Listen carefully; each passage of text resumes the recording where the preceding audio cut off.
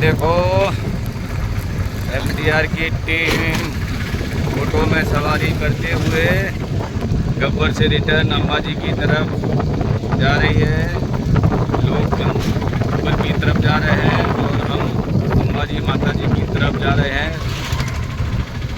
और देखिए हमारे ऑटो में कौन बैठा है, देखिए बाय करो। ये हमारे पायलट साहब हैं जो कान में बुट्टी पहने हैं, शायद लड़की लगते हैं, हो सकता है। और इधर भी देखिए, ये देखिए सब बैठे हुए हैं। हमारे सवारी कहाँ गए? તમે છોકરી છો? કાનમાં બુટ્ટી પહેરી? ના ના એવું નથી, એ ડ્રાઈવર જ છે। મેં કન્ફર્મ કરી લીધું છે, છોકરા જ છે, અમને લાઇસન્સ બી છે। તો હવે અમને ગાડીની સ્પીડ વધારી છે। સંગીત જેવું સાધન છે, તમે જોતા રહેજો। બહુ સાઈડમાં બહુ મોટી સજાવટ રાખી છે આ વખતે। और મારું પોતાનો ફોટો આવ્યો કે નહીં આવ્યો? હવે આવશે। બોલ મારી અંબે, અંધારું થઈ ગયું યાર।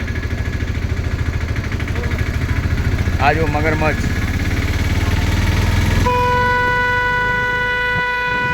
જય શ્રી રાધે।